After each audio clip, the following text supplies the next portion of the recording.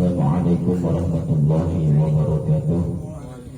Bismillahirrahmanirrahim. Alhamdulillah wa li syafa'ati rasulillah hadratin nabiyina Muhammad sallallahu alaihi wasallam. Hadratin wa ma'rifati min nabiyyin wa rasul.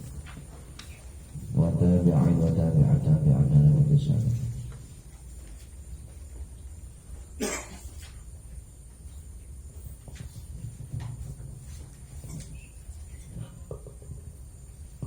Radhiyallahu anhu ajma'in a'udhu Mu'alif al-kitab Afsal ayah Syekh Muhammad Ali Syekh Muhammad bin Ali Syekh Muhammad Syekh Abu Bakar Abu Sa'ad wa Rasulullah Qur'anihim wa ahli silsilatihim wa dzurriyyatihim rahimahumullah ta'ala bilmihi wa nafa'ana bihi wa bi'alumihim. Syukurullah lana wa lahumul Fatihah.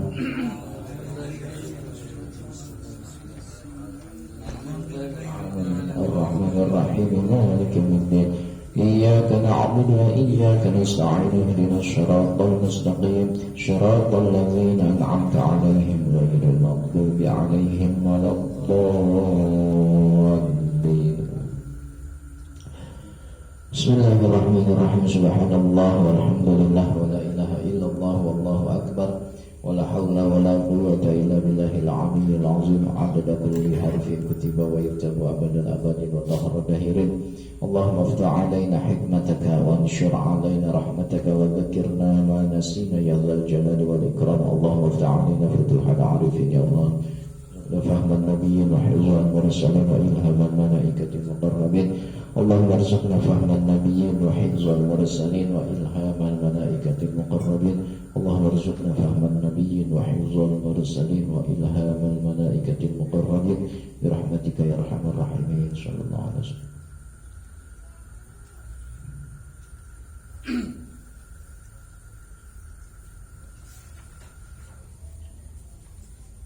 Ma tursyidu ilaihil ayatul karimah.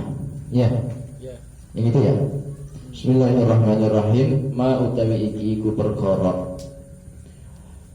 Tursyidu kang nuduhaken ilaihi marang ma apa al ayatu pira-pira ayat al karimatu kang mulya.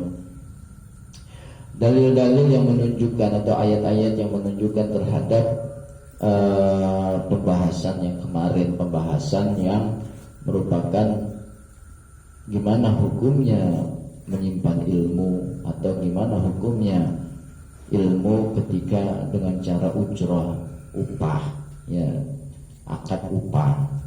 Nah, matursyinu ilahil ayatul karimah. Al awalu utawi kang awal iku al yahudu wong Yahudi wan nasara iku al yahudu utawi wong Yahudi wan nasara lan wong Nasrani. Iku kadamu padha ngumpetaken sapa Yahudi wan Nasara sifatin nabiyyi ing pira-pira sifate Kanjeng Nabi. Lisaddin nasi mara utawa krana ngalang-alangi menungso anil imani saking iman bihi kelawan Kanjeng Nabi. Yang pertama adalah kejelasannya orang-orang Yahudi dan Nasrani itu semua pada menyimpan atau pada nggak mau memberikan sifat-sifatnya Kanjeng Nabi. Karena apa? Untuk menghalangi, untuk melarang manusia beriman kepada Kanjeng Nabi.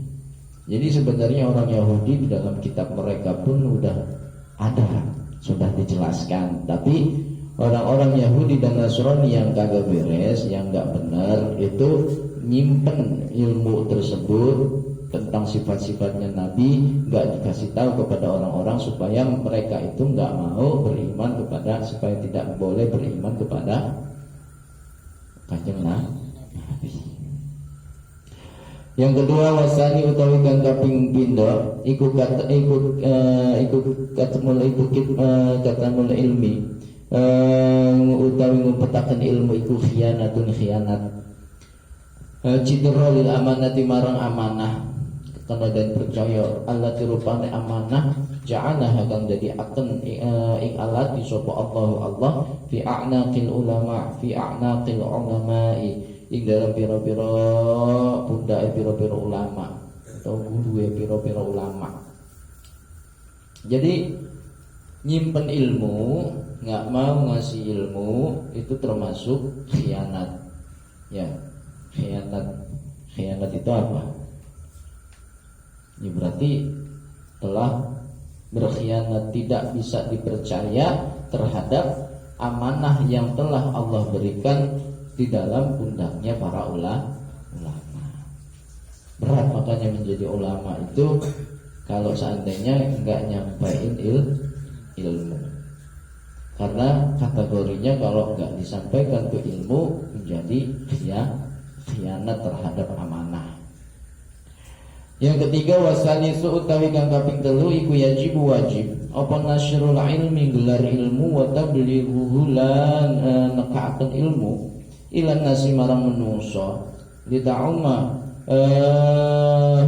supaya sumrambah apa al hidayah pituduh jami'al basyari umum jami'al basyari ing sekabehane menungso. Yang ketiga alasan yang menunjukkan terhadap ayat-ayat yang kemarin itu adalah wajib untuk menyebarkan ilmu atau juga nyampein ilmu supaya tuh ilmu bisa atau hidayah itu bisa sampai kepada seluruh manusia. Ini alasannya kenapa ya ada habaib atau habib, diantaranya Habib Munzir.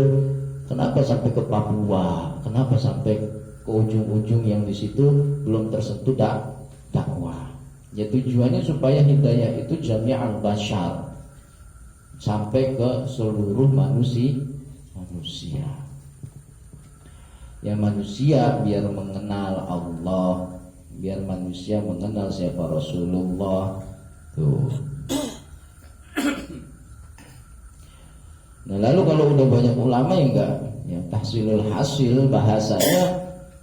Kalau Habib Munzir di Jakarta doang, nggak kemana-mana ya. Yang di sana itu Papua nggak tersentuh nantinya kan, nggak tersentuh. Makanya beliau ada yang ke Papua jalan. Kalau udah berkembang di sana, beliau pergi lagi kemana, tetap ujung-ujungnya Habib Munzir ada di Jakarta.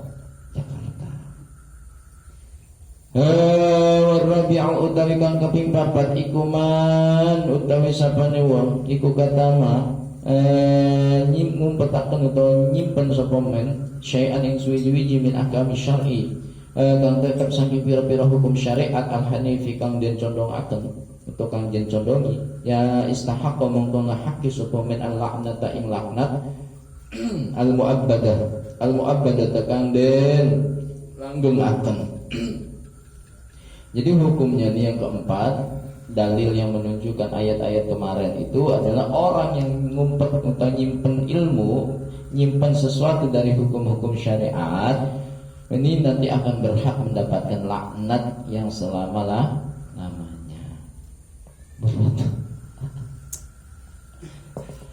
Kan dibilang berat kan jadi orang berilmu itu berat, laknatnya dapat. Hukumnya gimana nih, kita diundang ya pinter ceramah tapi dengan sistem manajemen ada bayaran sekian. Nah itu kan kemarin dibahas kan. Wal khamisu tawi kang kaping 5 iku la takfi ora nyukup utawa cukup apa taubat wahdah hale ijene taubat bal labudda balik wajib utawa balik ora kena ora iku maujud min islahis sayrati saking bagusnya tindak lampah wa ikhlasil amali lan ikhlasi amal. Jadi dalam kasus taubat itu enggak cukup taubat doang, akan tetapi selain taubat harus juga islahul amal, memperbaiki amal, terus perbaiki tingkah laku, terus juga ikhlas dalam beramal. Jadi taubat udah ya Allah, saya telah melakukan dosa begitu besar, saya sudah melakukan kezaliman begitu besar, taubat benar-benar, tapi kelakuannya masih enggak sesuai. Nah maka taubat yang seperti itu la takfi taubatu wahdaha, taubat doang itu enggak cukup, akan tetapi yang dianggap itu islahulnya itu loh, memperbaiki islahul amal, islahul sayyurati, yang memperbaiki tingkah laku, terus ikhlasul amalnya, ikhlas dalam beramalnya, itu yang nanti akan jadi patokannya. Dia benar-benar taubat atau tidak. Nah ini kenapa ya? Itu karena ilmu itu nanti yang mengarahkan orang akan mengerti tata cara untuk beramal. Makanya taraf pertama itu yang mencari ilmu terlebih dahulu. Untuk apa ya? Untuk diri sendiri intinya mah. Untuk diri sendiri bukan untuk orang lain. Awalnya seperti itu. Ketika udah mengerti, udah dipraktekkan, baru untuk orang lain. Tuh. Nah dalam kasus ini nanti orang yang berilmu pun kudu hati-hati terhadap orang bodoh bagaimana, terhadap orang yang musyrik, orang kafir bagaimana, ya kan? Nanti jauh ke depan itu secara ilmu hakikat itu, ya Allah, ternyata kita ini masih banyak salahnya. Kayak kemarin dalam bab doa, kenapa doaul kafir itu tetap diijabah sama Allah? Padahal itu adalah orang kafir, tapi tetap dapat jawaban dari Allah, tetap dikasih, diberi. Ketika ada orang kafir dizalimin, ya itu tetap dapat ijabah, dapat jawaban dari Allah, dikabulkan doa orang kafir yang dizalimin. Ternyata secara hakikatnya kenapa seperti itu? Ya karena orang kafir itu masih satu rumpun dengan kita, masih satu golongan dengan kita, yaitu satu manusia, sama-sama manusia. Kenapa bisa secara seperti itu, sama-sama manusianya? Ya karena sama-sama keturunan Nabi Adam. Wa karramallahu bani Adam, dalam ayat Al-Qur'annya Allah memuliakan bani Adam. Ketika diciptakan Nabi Adam, malaikat aja disuruh sujud memuliakan manusia. Cuman kan Nabi Adam mana tahu keturunannya ini nanti ada yang pembunuh, ada yang pemabok, ada yang nggak beriman, ya kan? Nah ini golongan Yahudi dan Nasrani yang nggak beriman, ya masih keturunan Nabi Adam. Kok kenapa Nabi Adam begitu dimuliakannya? Nah hakikatnya lagi apa? Ada yang tahu? Ya karena berbentuk manusia diciptakan dari nur Muhammad. Hakikatnya kesana nanti. Laulaka qad aflaq, kalau nggak ada kanjeng Nabi ya maka nggak diciptakan seluruh alam. Di antara alam adalah apa? Makhluk itu bukan hanya manusia, bumi, langit dan yang lainnya. Nah kebetulan dari Nur Muhammad itu diciptakan Nabi Adam, dan ternyata Nabi Muhammad pun berbentuk manusia. Itulah. Makanya kenapa kita itu bisa statusnya kalau di Aqidatul Awam, derajat manusia itu yang punya ilmu, yang imannya tinggi, yaitu lebih tinggi daripada malaikat. Derajatnya ini loh maksudnya. Ya karena kanjeng Nabi sendiri aja secara hakikatnya Nur Muhammad ternyata jadinya adalah manusia. Ngerti dari situ? Ngerti nggak?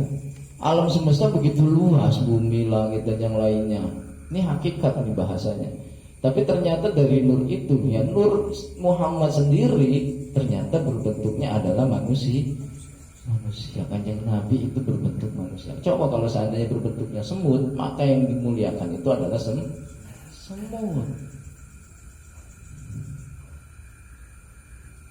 Ngerti kan?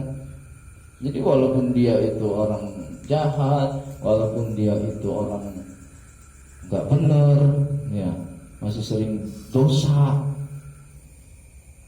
secara hakikatnya masih berbentuk manusia. Jami'al bashar bahasanya, makanya hidayah untuk seluruh bashar. Jadi bashar itu adalah bentuknya ini. Jadi ada an-nas, ada al-bashar. Ya. Bashar itu mahadza basyaron. Ini bukanlah manusia. Ngelihat Nabi Yusuf ya karena dari zahirnya manusia, ini bukan manusia. Sebab manusia enggak seganteng kayak gini. Nah, dari zahiriyahnya ini bentuk yang seperti ini namanya basyaron. Basyarun lal kabasyar la kal basyar. Hikmatut tasyri'. Itu pembahasannya nanti lebih dalam lagi tuh. Hikmatut tasyri' iku al-hadhihi utawi iku mertelaaken hikmahe gawe syariat. Ja'at taqwa apa syara'i'u bir syariat as-samawiyah tukang bangsa samawi. Li hidayatil basyariyati karana nuduhaken bangsa menungso. Wa ikhrajin nasilan ngetaaken lan karena ngetaaken manusia atau menungso minaz zulumati saking pira-pira peteng ilan nuri menuju marang parang cahaya. Wa qad amarna lan teman-teman merintah ing kita sapa al-islamu Islam bi ta'limil jahili kelawan mulang wong kang bodoh. Wa hidayatil dhalila nuduhaken wong kang sasar. Wa da'watin nasi lan ajak-ajak manungsa ilallahi marang Allah. Hatta tatuma sehingga jumeneng apa al-hujjatu hujjah 'alan nasi ing atase manungsa. Wala yaqbalan ora tetep li ahadin ma'a kadwe wong siji apa udrun alasan indallahi ing dalem ngersane Allah yaumul qiyamati ing dalem dinane kiamat. Nah, ini kenapa syariat ini dibuat oleh Allah, syariat samawiyah, syariat bangsa langit. Kenapa dibuat untuk di dunia? Itu ntar hubungannya panjang lagi nih kalau dijelaskan. Samawiyah itu kan bangsa langit, ya kan? Jadi ada langit, ada bumi. Nah, sementara dipakainya itu di bumi syariat tersebut. Ya karena untuk menunjuk memberikan petunjuk kepada manusia. Ya intinya itu kita nanti akan kembalinya ke langit, bukan di bumi. Intinya nanti tujuan kita itu bukan di bumi, tapi di langit. Buktinya apa? Ya kita nggak bakal kekal di bumi. Ngerti nggak bakal kekal. Ya, kita akan mengalami kematian, bumi pun akan hancur. Dan nanti yang kekal di sana di surga, khalidina fiha.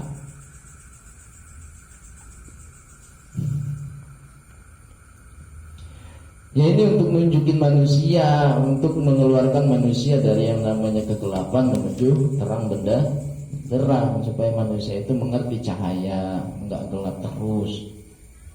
Lalu Allah juga memerintahkan Islam itu untuk mengajari orang-orang bodoh. Nah, kalau orang pintar itu nanti hukumnya gimana? Ya hukumnya fardu kifayah. Ngajarin orang pintar bagaimana? Kalau pinter terus mau belajar, ya itu terserah mau diajarin mau enggak, udah pinter. Tinggal dia itu orang pinternya itu mau belajar apa dulu. Kan ada hukum belajar sendiri aja, ada yang wajib, ada yang wajib ain, ada yang wajib kifayah, ya kan? Ada yang sunnah. Nah udah pinter, yang wajib ainnya ubudiyahnya sholat, zakat udah hafal, udah ngerti. Nah sekarang dia mau belajar semisal nahwu shorof, yang dalam tarafnya nahwu shorof itu cuman sunnah atau bisa jadi fardu kifayah. Nah ini kalau seandainya ngajarin orang seperti itu udah pinter, ubudiyahnya udah wajib ainnya udah ngerti, bagaimana ya jadi fardu kifayah atau jadi sunnah?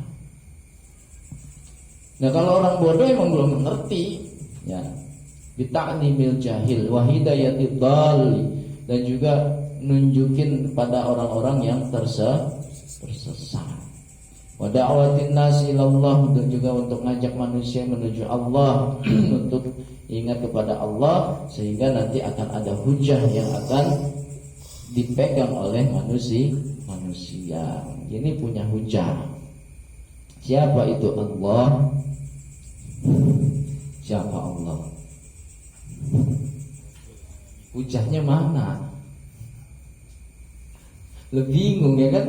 Itu bab tauhid, nanti putar-putar itu bab manteknya. Wala yabqa. Makanya karena kita, siapa itu Allah? Terus siapa itu kita? Makanya ketika Nabi Adam diciptakan oleh Allah, Nabi Adam itu mengerti bahwasanya Nabi Adam itu asalnya dari bumi. Dan kenapa secara hakikatnya tuh bumi itu berbicara, bumi itu berdoa, bumi itu bisa menangis. Ya, seperti Nasoihul Ibad kemarin kan, setiap harinya bumi itu berbicara 10 omongan ya kan terhadap penduduk bumi. Itu hakikat kan, karena kita nggak mendengar. Jadi seolah-olah itu hal yang biasa, kita bertapak di atas bumi itu ya biasa aja. Tapi Nabi Adam itu udah mengerti hakikatnya, bahwasanya bumi itu berzikir, bumi itu berbicara, bumi itu sama seperti kita. Karena hakikatnya Nabi Adam pun itu dari bumi, karena memang diciptakan dari tanah bumi.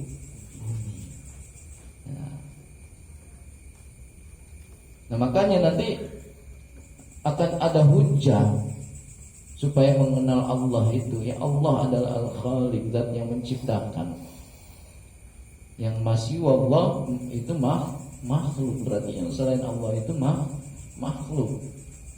Nah lalu ya terpanjang lagi dah, lalu mulu. Wala yabqa li ahadin udrun indallah. Maka enggak ada ketetapan lagi nanti bagi seseorang untuk punya alasan di hadapan Allah yaumal qiyamati. Enggak punya alasan nih orang yang udah punya ilmu, orang yang udah belajar, orang udah enggak bodoh ya, orang goblok. Ini kalau goblok masih punya alasan. Makanya ribet nih, besok pada ngaji lagi. Maka enggak punya alasan lagi. Ini ya Allah, wala yaquli ahadin udhrun indallah. Enggak punya alasan lagi bagi seseorang nanti di hadapan Allah di hari kiamat. Kalau dia sudah belajar, dia udah punya ilmu, kok masih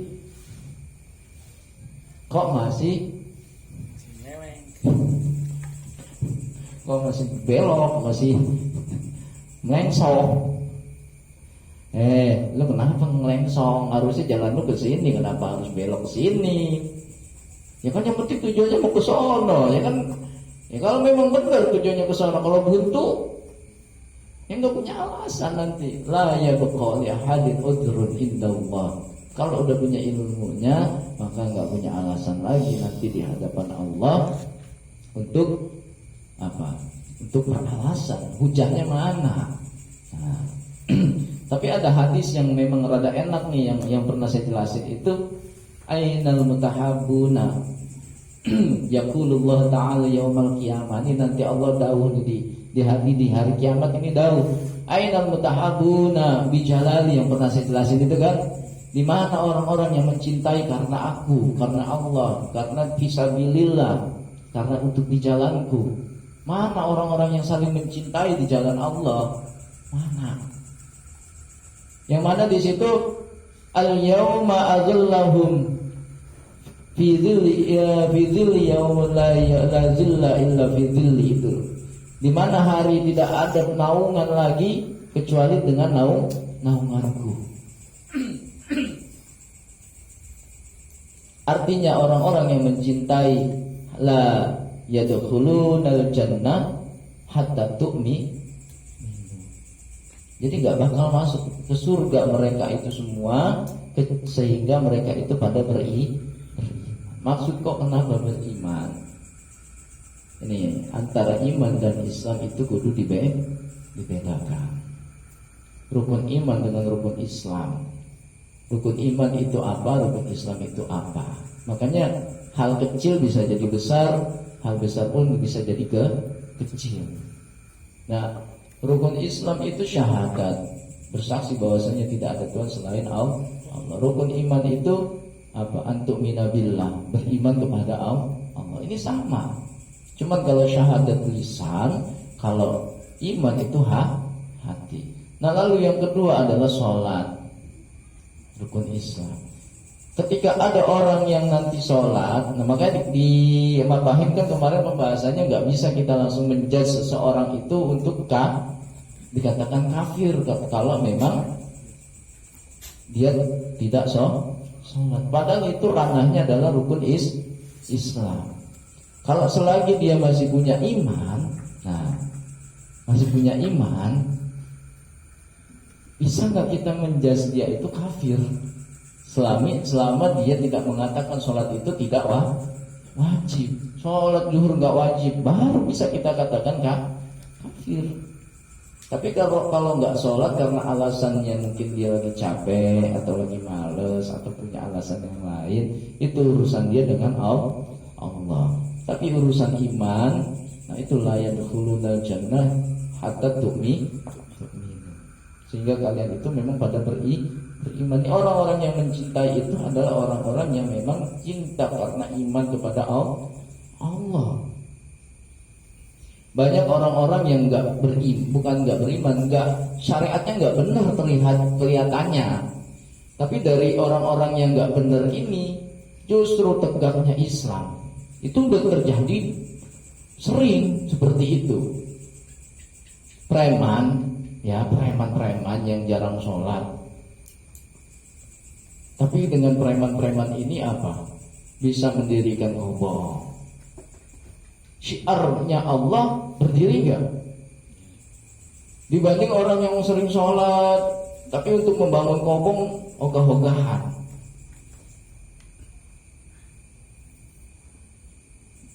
Bener gak tuh? Gue mau urusin ibadah gue mau rajin sholat aja. Ya, ibadah dia sama Allah, ya udah ibadah dia sama Allah doang.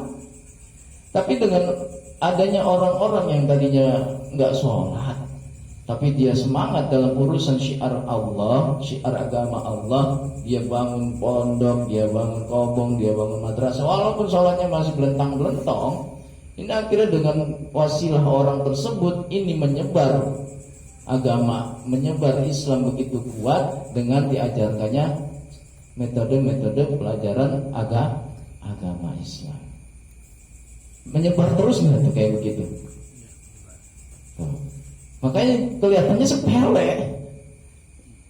Padahal dia itu nggak sholat juga, ya Allah. Kalau kita lihat kadang sholat, kadang kagak, ya kan? Tuh. Makanya bahasa casing itu kelihatannya rajin sholat. Tapi kalau untuk syiar atau bab iman, dia sama-sama ainal mutahabbun, di mana orang-orang yang saling mencintai. Nah, ini dia cinta cuma untuk pribadi diri sendiri. Kita nggak bisa menjas, itu baik, ya kan? Nah, yang rawan itu udah ahli ibadah, tapi dia menjas orang, menjelek-jelekan orang yang masih acak-acakan. Nauzubillah. Walamma kana ma anzalahu Allahu minal bayyinati wal huda lam yunazzil illa li khairin nas. Walamma kana ma anzalahu Allah wallahu a'lam bissawab.